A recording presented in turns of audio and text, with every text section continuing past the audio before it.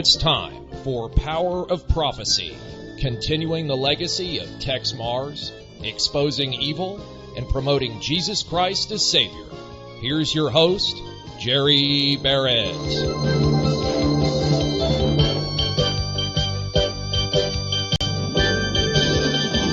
Hello, friends, and welcome to another edition of Power of Prophecy. I'm your host, Jerry Barrett. Honored to have you join me again this week. I have asked my partner, Sandra Myers, to come back in the studio and enlighten us with another one of her outstanding topics. Sandra, welcome to Power of Prophecy. Thank you, Jerry. It's good to be here.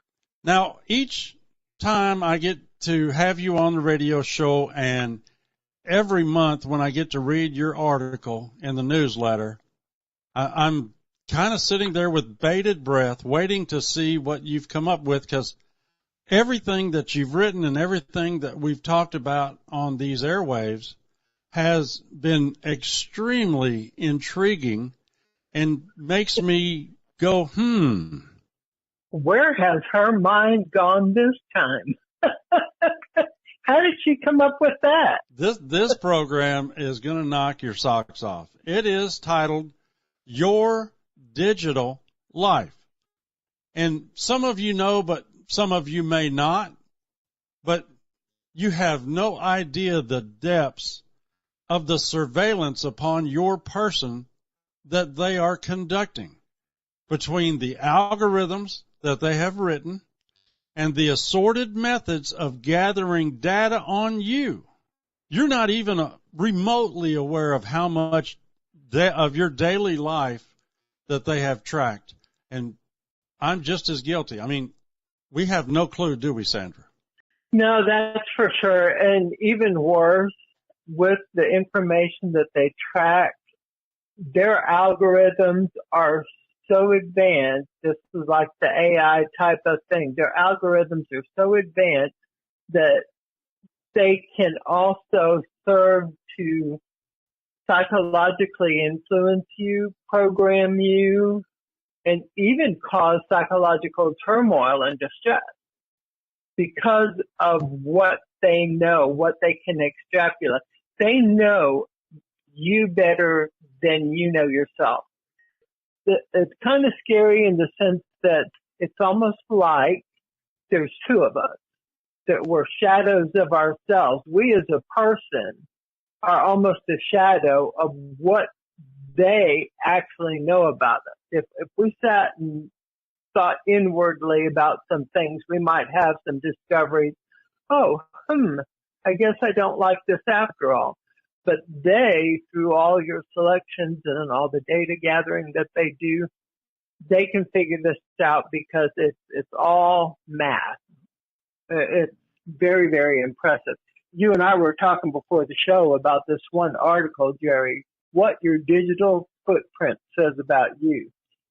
Such an excellent article by a woman named Sandra, M-A-T-V, who's a social scientist at Columbia Business School and the author of a book called Mind Masters, the data-driven science of predicting and changing human behavior.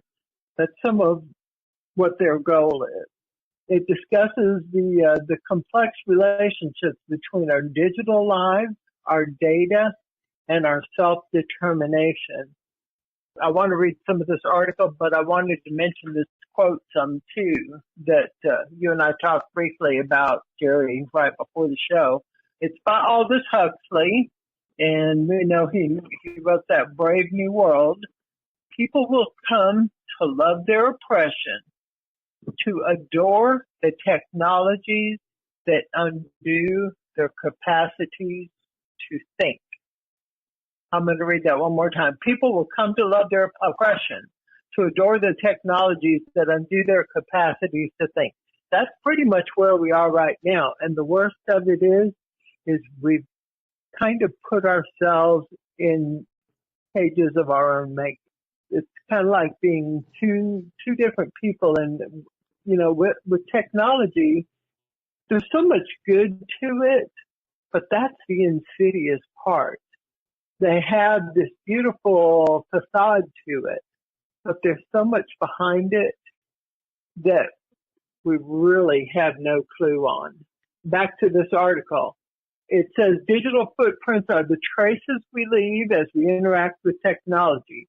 We generate millions of them every day.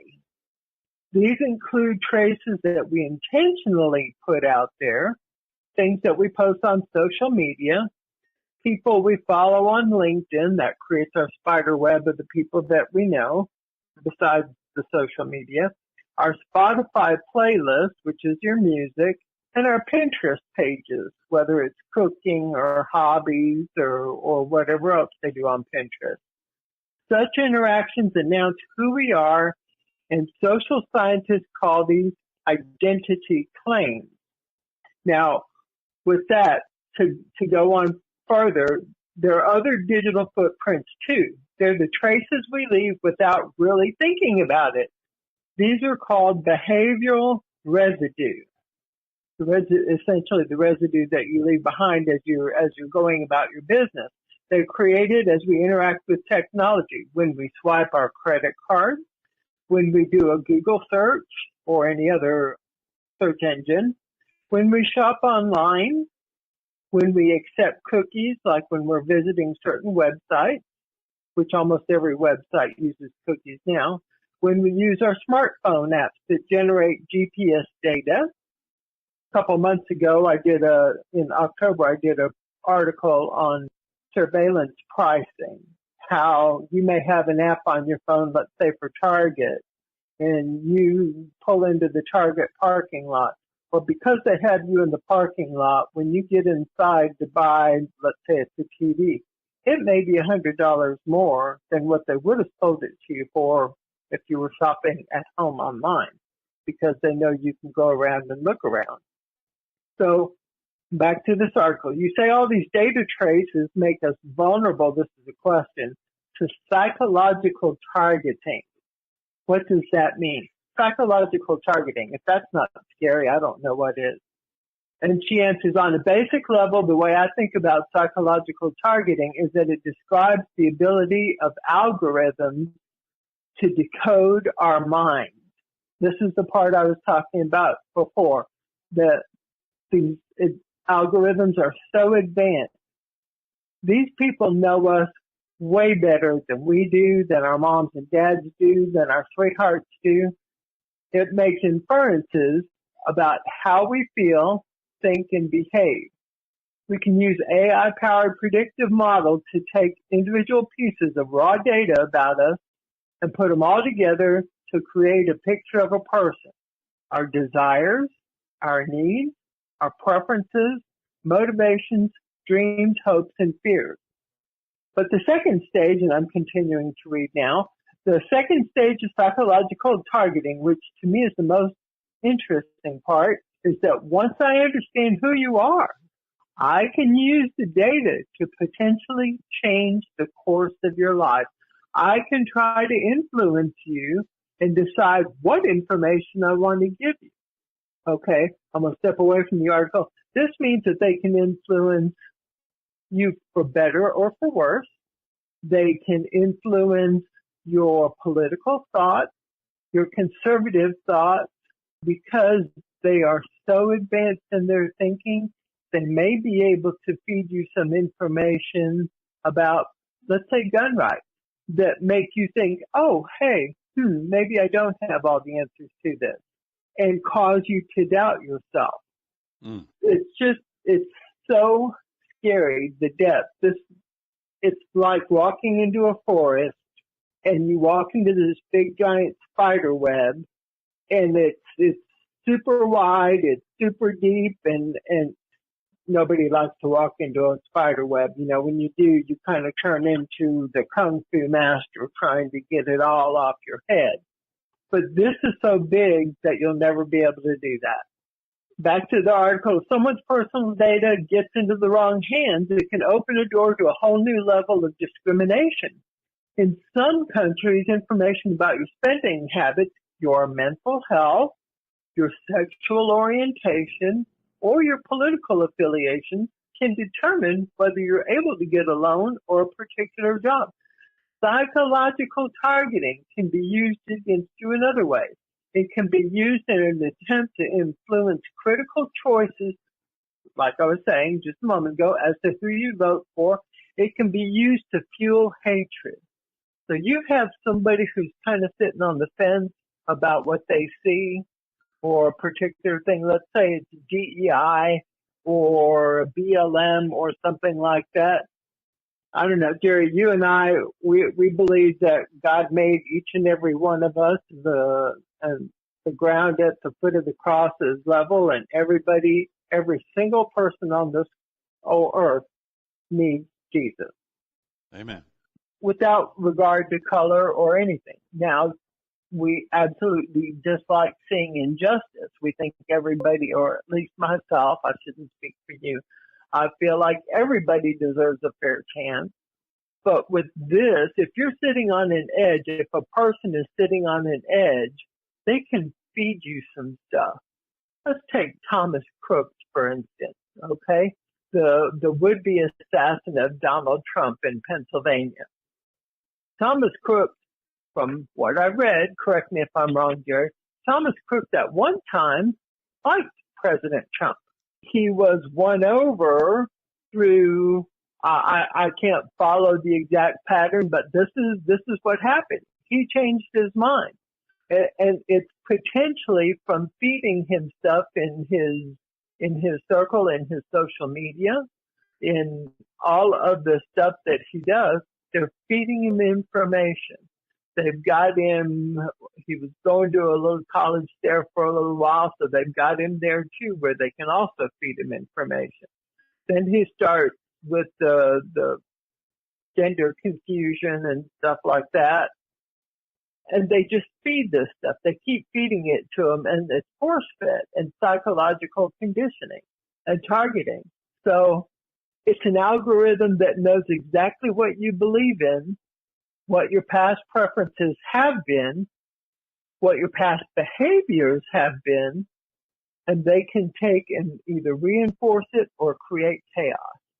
With the depth of this algorithm, this data collection, they could manipulate a person back and forth from one side of the fence to the other, and they would be oblivious as to why, much like Crooks, he at one time supported Trump, and then the next thing you know, he's got gender confusion, he's not sure what he is, and then he hates Trump, and it just... Yep, Trump derangement. It seems like a new kind of MK Ultra sort of thing. But we've signed on for this. It could be used for a force of good, but they don't do that. It could be used to help you reach lofty goals, to excel in college, to get a job and work your way to the top, to save money, to be healthier, to eat healthier food, to exercise, to work at volunteer at charities, or, it could be used for a force of good. But I'm not sure that that's what we're seeing cumulatively in this. No, I agree. I don't. Anytime you allow, it seems like Satan's minions grab a hold of this faster than everyday people. Yep, that is one of the biggest things, is that smart technologies do not necessarily equal smart ethics. Most assuredly. It more seems to lead to dumb ethics. So the different ways that we get tracked, as it mentioned in this one thing, this article was, shopping online, Google, smartphone apps, your search results. Friends, please continue to pray for Jerry and I, because as we research things, you can just imagine the footprint that we leave behind. What they know, what they can extrapolate about us. pray for protection against fake information, against dark forces. Just keep us in your prayers if you would. Yes, please. They would. I'm sure they're having a field day with my search. I'm all over the place. I am too. You know, I was thinking about this as I was preparing for the show over the last couple of weeks when we first were talking about doing this show, and I mentioned it to you. I thought, you know, if we look at a 24-hour day, that one article already talked about hundreds, maybe even thousands of places where you're tracked as you proceed through your day. You know, rise and shine, sunshine, your smartphone that you put at your bedside and told you to wake up at 6 o'clock in the morning. So it knows when you're waking up. Okay, you've got to get up, potentially, depending upon the day of the week. You may have to go to work. Even small details like, was it a soft awakening sort of thing where it gets, you know, starts out gentle and you wake up real easy and start whistling, you know, whistle while you work? Or is it heavy metal, loud music that has to jolt you awake?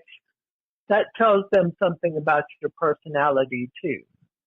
Amazon Alexa even knows your personal schedule. Everybody thought, not everybody, a lot of people, especially our younger people, think that it would be great to have a smart home. But, you know, is your smart home spying on you? Yes. Yes, it is. Your refrigerator, some of your coffee makers, they'll know how many pods you have left and tell you if you need to. If it goes through your Wi-Fi, and you think that your Wi-Fi is just only a signal spreader, it's not.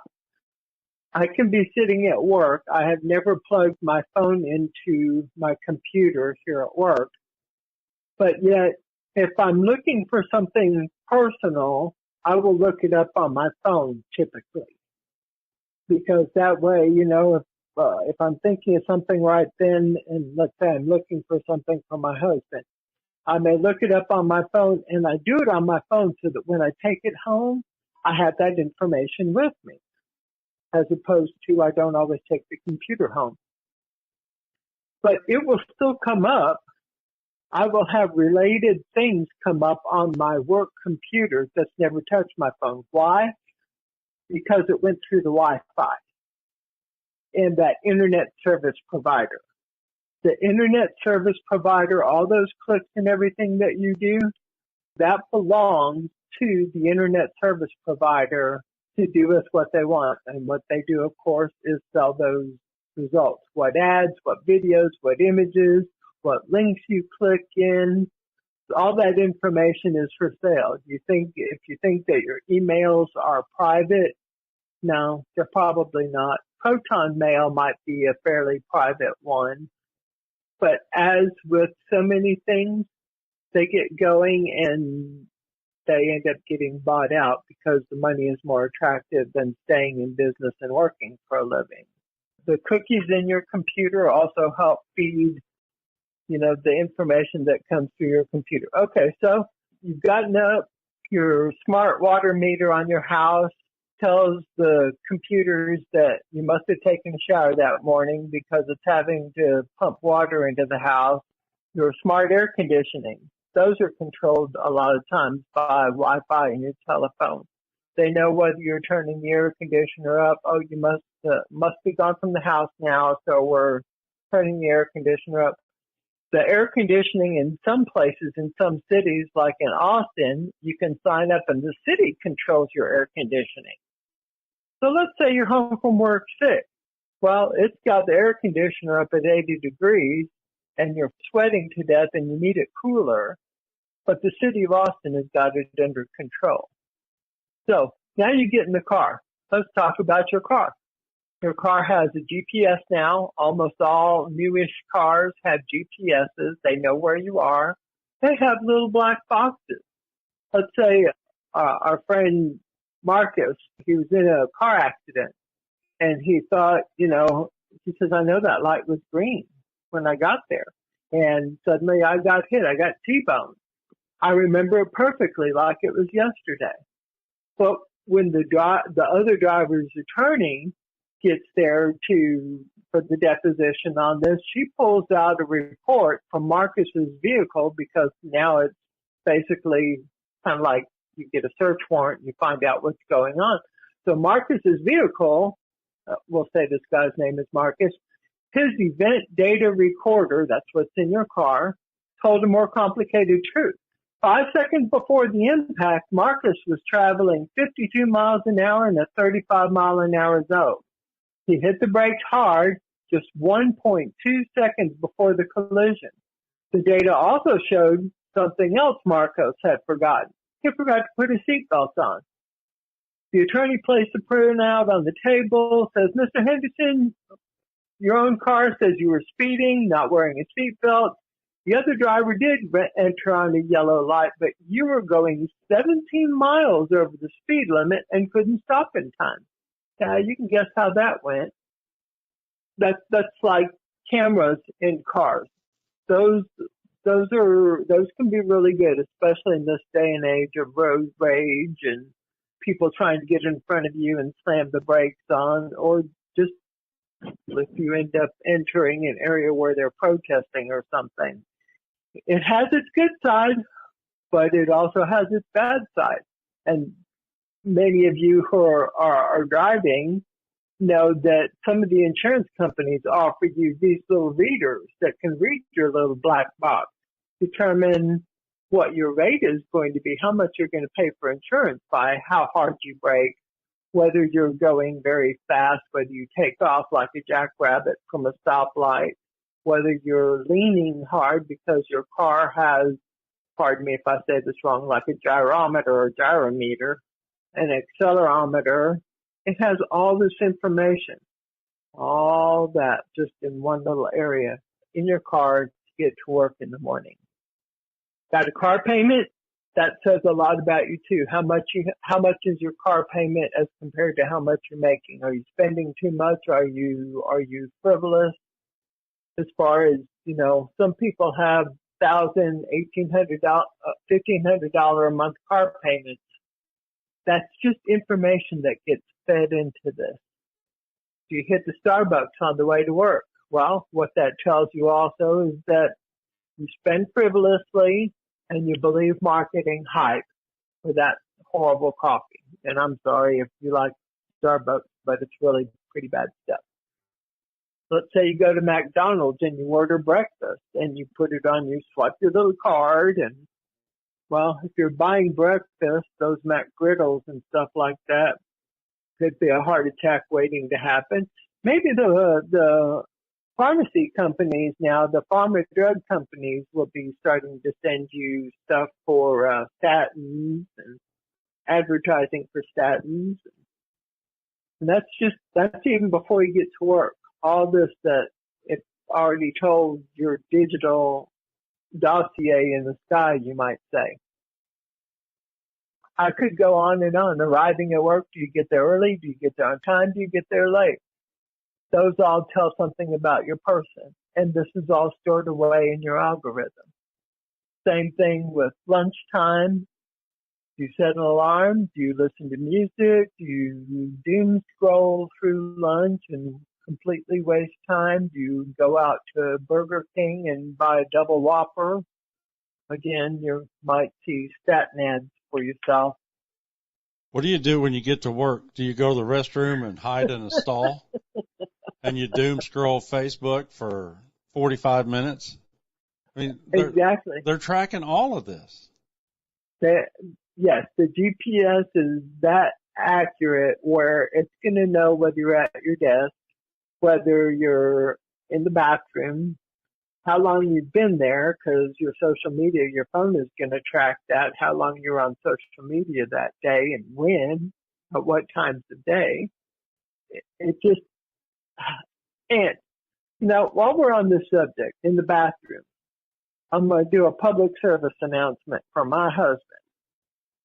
My husband has mobility issues, And he goes into these restrooms, and these young, what appear to be healthy men go into the stall, the handicap stall.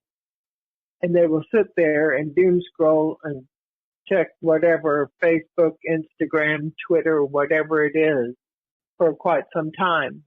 And he needs the handles to get up. So if you're healthy enough, don't go into the handicap, and tell your kids and grandkids not to do that, because there's probably elderly people who may need that. Okay, public service announcement done. Yeah, how many people think of that, though, Sandra?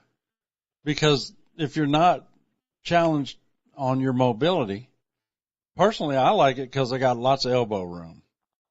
I'm claustrophobic. I don't like being in one of those narrow stalls in a public restroom. So, but I had never given it any thought until you said that. Now I might as well have parked in the handicap stall when I pulled into the grocery store. Right. I've done the same thing. How many people really consider, and this may be a little off topic, but it's not, because we don't consider what our actions are doing to other people. We are so focused on me. And they said the 80s was the me generation. The 80s got nothing on these kids today. That's for sure. It's all Sad about to say. me. It's me, me, me, me, me. And that's why TikTok is so big. That's why Snapchat is so big. That's why all these goofy dating apps are so big. Pinterest. I have never been on Pinterest. I don't get it, but there may be some good things on there, but how much of that is braggadocio? Because this is what I created, and you need to worship at the altar of me, and you can copy it, but you need to give credit to me because I'm the one that did this. It's not about, nobody. We have just gotten to lunch at the office, and we've talked about they're monitoring your water usage, your electricity, your car's mileage, your value of your car, how you drive, what you got to eat or drink on the way to the office, how long you hid in the bathroom at the office, what you eat for lunch, and that's just half the day. That hasn't only half the day. That hasn't even covered the afternoon, your drive home. What are you going to have? We're going to get to that on the other side. But think about all the data points that Sandra has pointed out, and we have just gotten to the lunchtime break. Your digital footprint, you might as well be Sasquatch because it's out there. And everybody, well, no, I don't back the cloud. The cloud, everything is stored in the cloud. I don't understand that. I don't get it either, Sandra. That's why our database at the ministry is a standalone server. There's no outside connection. Nobody can access it because we care about the integrity of our friends who have thoughtfully supported this ministry for well over 30 years. Golly, Sandra, that makes us old. I know. That makes us old, Jerry. Big time old. But that's the value we put on our friends and their ability to go about their daily life without worrying about the credit card number being stolen from the cloud. It doesn't happen through power of prophecy, I can tell you that. We have flown through 30 minutes. My guest today is Sandra Myers. We are discussing your digital life today. Stay with us. We have to take a break, and when we come back, Sandra and I are going to dive right back in. You're listening to Power of Prophecy. Stay with us, won't you? We'll be right back.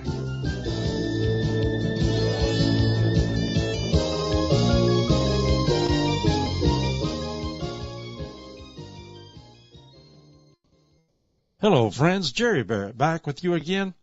Thought police, Big Brother, Orwellian. These words have become part of our national vocabulary because of George Orwell's classic novel 1984.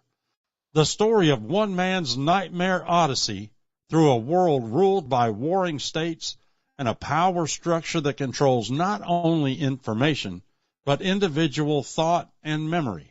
A minor functionary named Winston Smith joins a covert brotherhood and pursues a forbidden love affair against the cold, gray backdrop of the Republic of Oceania, only to become a hunted enemy of the state and Big Brother.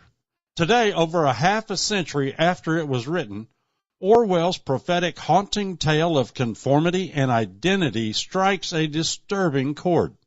As we follow Winston Smith through his rebellion, imprisonment, torture, and re-education, we witness firsthand the worst crime we can inflict upon ourselves and others, the destruction of the truths and freedoms that make us who we are.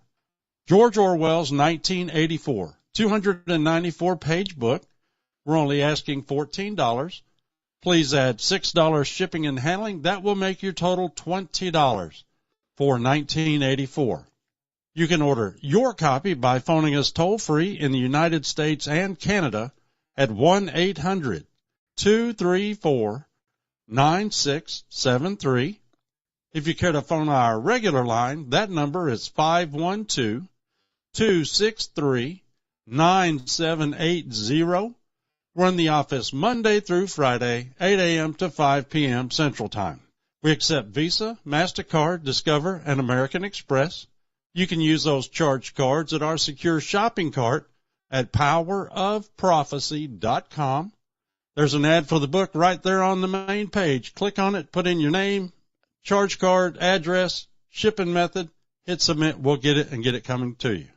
If you care to send in a check, money order, or cash, please make your check or money order payable to Power of Prophecy, and you can mail it to us here at 4819 R.O. Drive, Suite 102, Spicewood, Texas, and our zip code is 78669. Okay, and now let's return to our regular program. My guest today is Sandra Myers. Sandra, welcome back. Thank you, Jerry.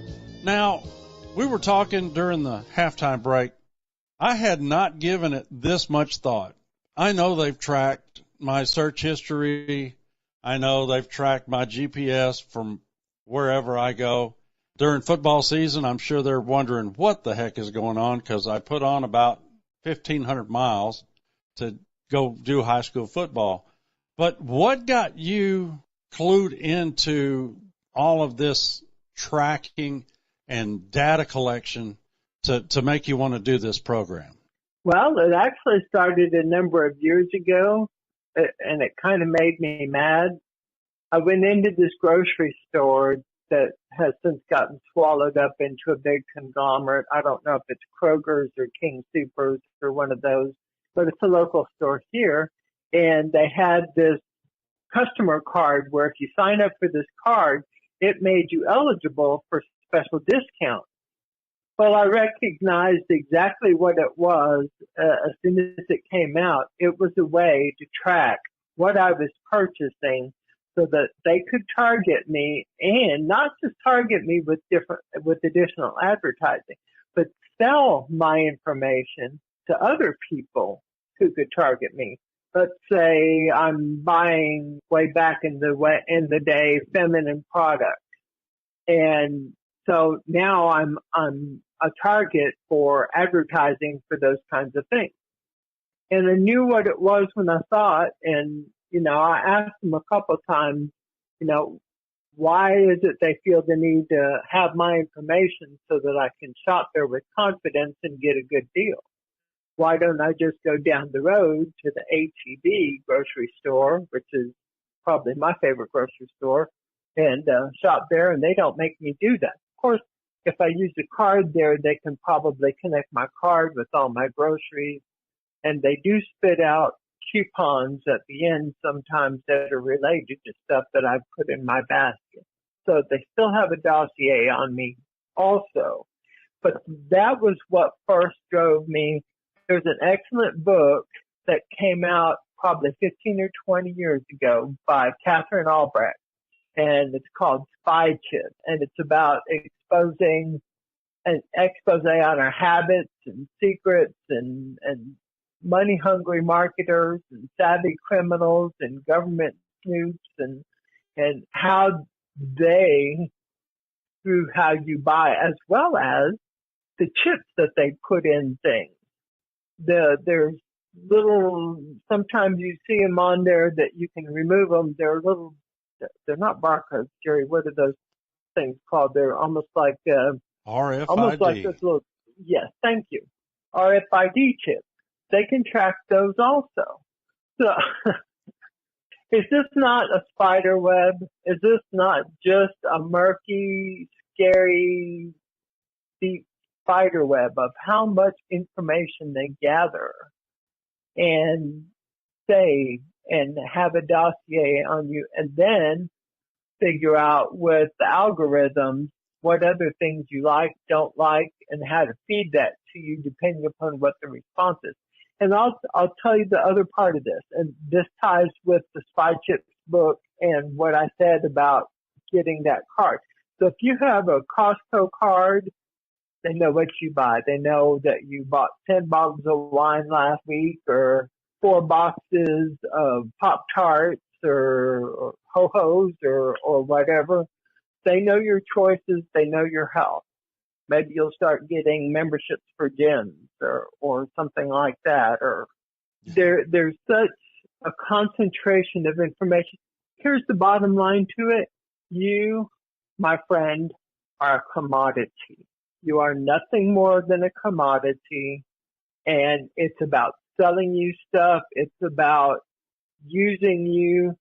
Ages ago, when I used to be friends with a group of libertarians, they told me that basically the same thing, that you were just a commodity and you weren't even your own person. They encouraged me to just kind of pull back from some of the digital stuff. But you're nothing to them except a means to an end. And it's a program for another day that I really want to do, or an article, is about the commoditization of humanity, because it's the same thing with businesses too. You walk into the door of a restaurant, especially like these big conglomerate restaurants, let's say Cracker Barrel. They're going to tell you what you like and what you will have, and it's really about making money for the shareholders as opposed to actually having a marketable concept and something that they're selling to you and having respect for you as a customer. But we'll save that for another day. You know, all of this boils down to money. Money. Money. Absolutely. Absolutely. You're just basically an algorithm and a means of, I was going to go on another thought, and I'll throw this out there for your thought process. But if you're so much of a non-person to them, you remember in China they had a one-child policy. In the United States, in a lot of countries right now they are rethinking their one-child policies and their discouragement of having families, because they need people to feed this machine. Think about that. Mm-hmm. So now they're encouraging big families again because they need people to feed the machine. This is also why they bring people from third world countries into here too, is because those people, wherever they're from, they will help feed the machine. And so if they're over in Africa, Ethiopia, Somalia, wherever, they are less likely to feed the world economic system. If they're brought over here up to Minnesota, the 80,000 Somalis that they brought into Minnesota, these people will help feed the world economic system because they are producers, they are whatever it is they're doing, whether they're plumbers or engineers or whatever it is they're doing. They help feed the monetary system. And that's all we are, is just a commodity to them. So I've kind of gone off track, but it's still quite related. Back to our schedule, though, Jerry. We're talking about our 24-hour day. We had made it through lunchtime.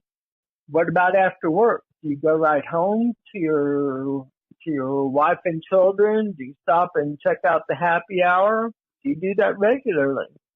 How much money do you spend on alcohol? Are you an alcoholic or a partier? Even if you're not married, kind of makes you manipulatable in certain ways. Do you eat dinner out regularly? You're a frivolous spender, one who's easily manipulated into buying things that they probably don't need. You go to the gym. Great. We can sell you stuff like muscle milk or protein bars or things like that for advertising. We can sell you maybe upgraded smartwatches or exercise equipment or gym clothes or what have you. But it's not just about selling you, but it's also about using your information. This all is your online persona and dossier. If you're wearing a smartwatch, we haven't talked about smartwatches yet. Okay, let's say you go to the gym after work and you're wearing your smartwatch. They can tell you whether it's aerobics day, whether you're getting on the treadmill or the bicycle or the elliptical. Your watch knows this because of your breathing, your pulse rate, how steady it is. Does it go up and then stay stable for a while mostly and then go back down? I mean, you might do some high intensity parts in there, but it's still, there's going to be a certain amount of stability there.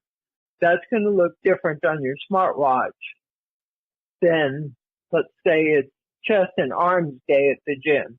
Well, there's small bits and pieces of exertion. All this is done. And how serious you are. Are you just going to the gym to show up and kind of phone it in to make it look like you went to the gym because you know you need to go, but you don't really have your heart in it? It all shows up on your watch. Jerry, you said something to me the other day about when you were at the gym. Yeah, I'd get on the elliptical machine, and the watch would go, oh, it looks like you're doing an elliptical machine. And it would track. It would tell me how many miles I put on the elliptical machine, what my heart rate was.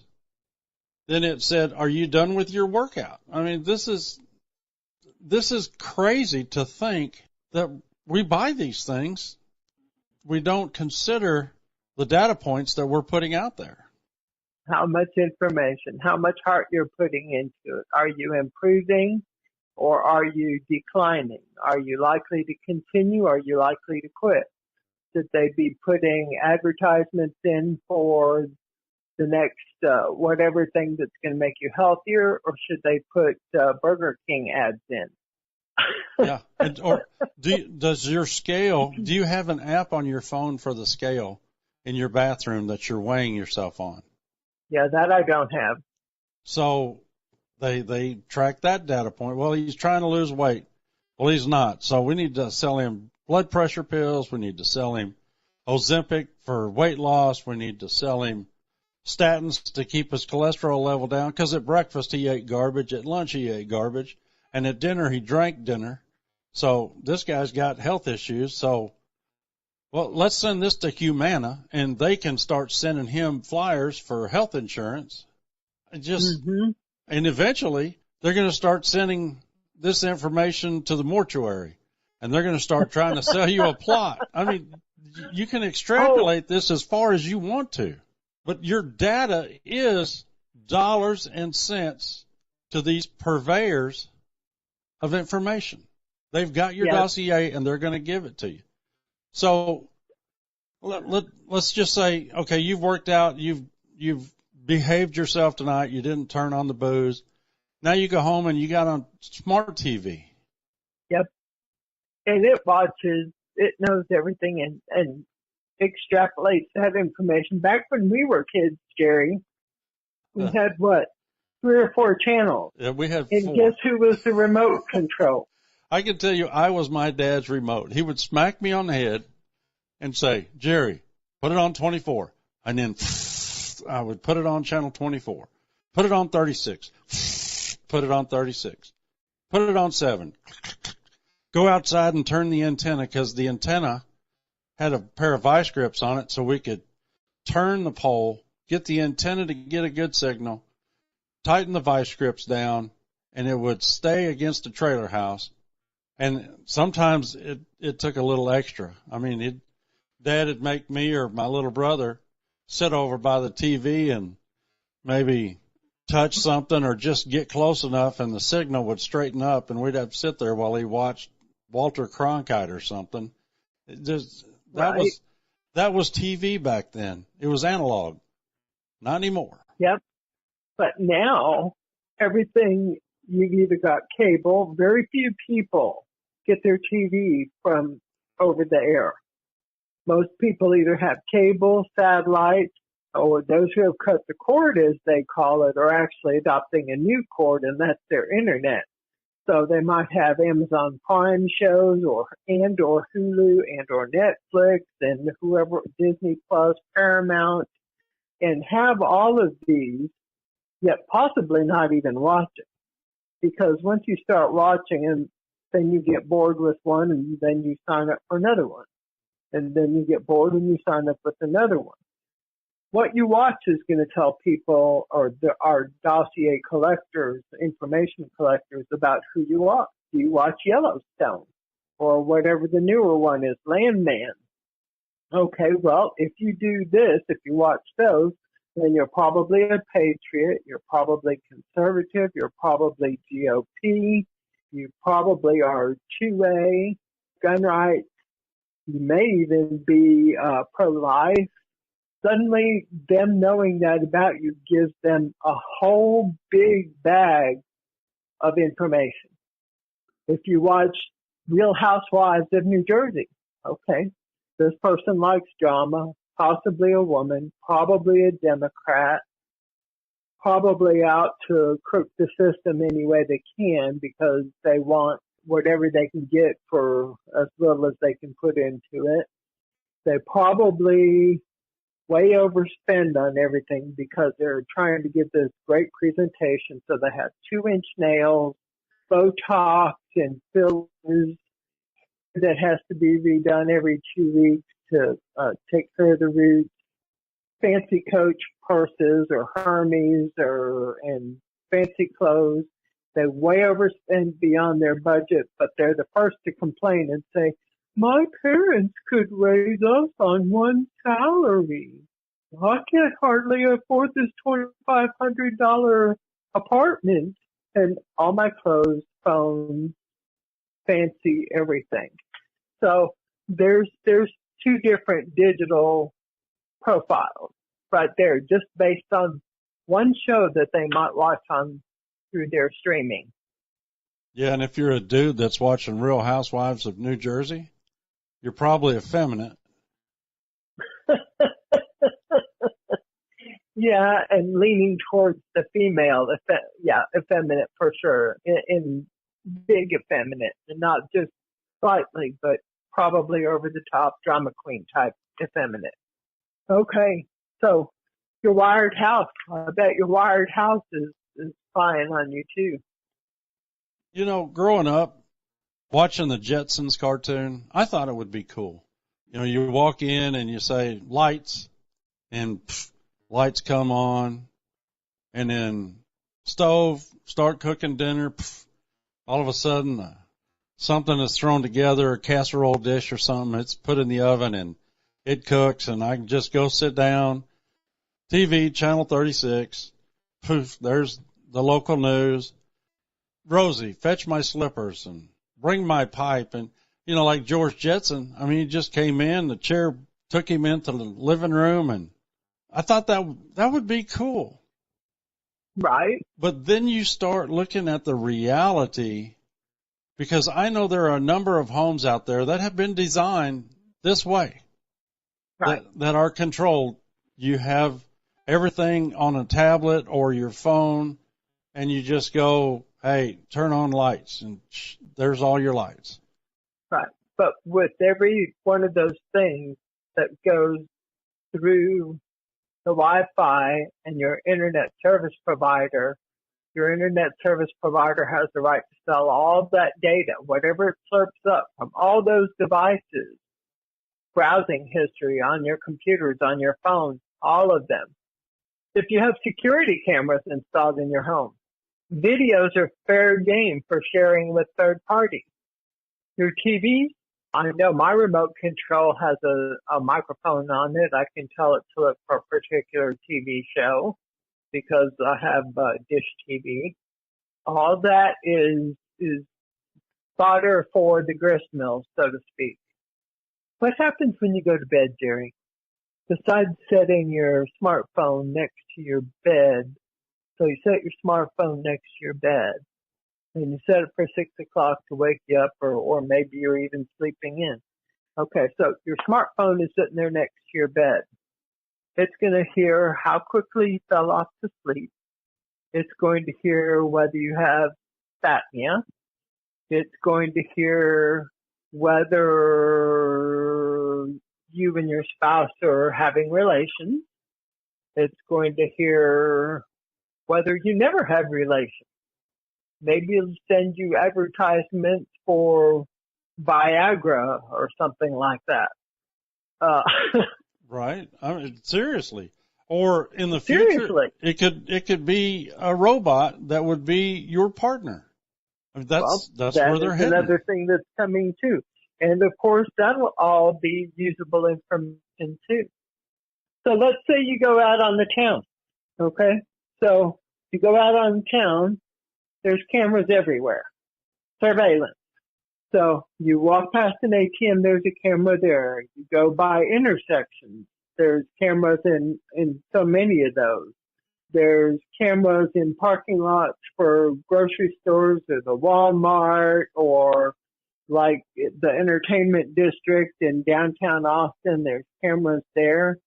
There was a TV show called Person of Interest, and it was set in, I think it was New York City, a real congested city. So you would see in the intro, you would see this crowd of people walking the streets, and you would see that little square that appears on faces where it's recognizing your biometrics of your face and identifying you. So let's say you see this one man in a khaki jacket, and he's amongst the crowd, and it picks his face up, and he gets close to the phone booth, the phone rings. And it just happens to ring as he's getting there, and turns out the call is for him. Well, that's the TV show, but that's also the reality. England, many years ago, Texe wrote about England starting the CCTV surveillance, trying to make London and other parts a safer city. But of course, they have to sell you into getting rid of your privacy. So that's what they do.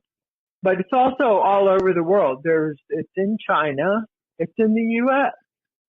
Jerry, here's a question. What city in the world has the most CCTV cameras? What city in the world, well known, has the most CCTV cameras? I would say London. You want to guess again? New York? It's Washington, D.C. Really? I would have never thought that either, but apparently there are 44 government-accessible surveillance cameras per 1,000 people, the highest of any major global city. Wow. Why, until recently, has Washington, D.C. not been a safe place to be if they have all those CCTVs? That's what I'm thinking. And surveillance. Why is it not a safe place to be? Right. They have carjackings, the murders, there's burglaries. Apparently, the surveillance doesn't work because, number one, they don't prosecute anyway. Well, true. Wow. With the CCTV, you also have plate readers. I know our airport that we go through, Austin International, they have plate readers. They have probably for 20 years or so. So it didn't matter whether you were just dropping somebody off or going to park or pick somebody up, they were going to know who visited the airport by reading your plate. And of course, that information was available to information brokers to sell for whatever purposes. Mm. Oh, back to the cars. Everything that's electronic, think about this for a moment. Everything that is electronic is hackable. Yep. Airplanes, cars. There was just recently Cloudflare, I think it was called, was hacked and it shut down. So it shut down a lot of businesses for, was it a whole day, Jerry? It was 4 or 5 hours that I know of. One of the websites I go to, Citizen Free Press, is hosted on their platform. Cloudflare. Yeah. And so I know it was 4 or 5 hours that it was down, and because the publisher at Citizen Free Press said, we've been down, don't know what happened with Cloudflare, but we're back and we'll be updating the news cycle soon. And it's like, whoa, okay. But anybody that is in the cloud or online, has a presence online, can be hacked. And there's including cars. Cars? It's happened. You've already seen, cars. Yep. Yours and my car. I don't know if my car is capable of it because it's 10 years old, but yours is newer because your old one got destroyed in the hailstorm. Yep. So yours is probably more apt to be hackable, and it is happening. They can control the throttle. They can control the brakes. They can control the transmission.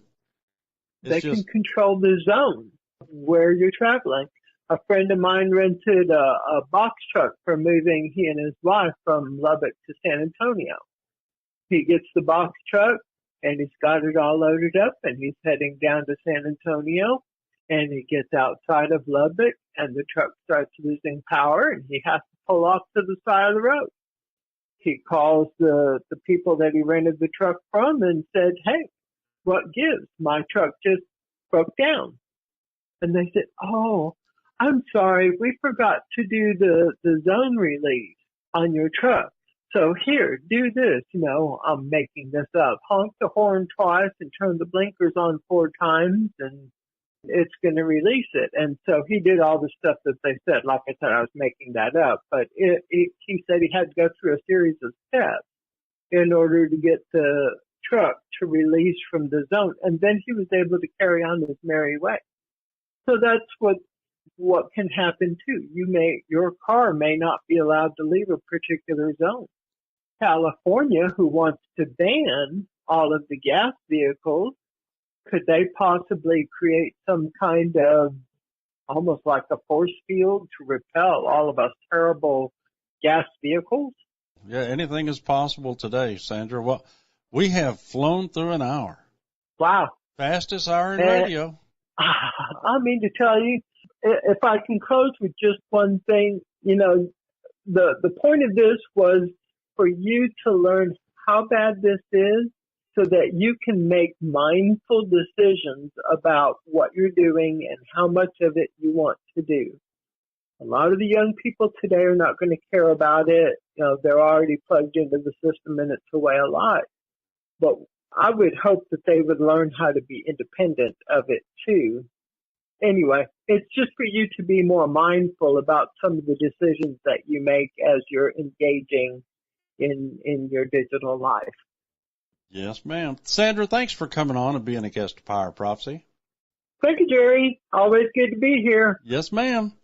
That's going to take care of our program this week. Sandra and I want to thank you for tuning in and giving us an hour of your time. We greatly appreciate it.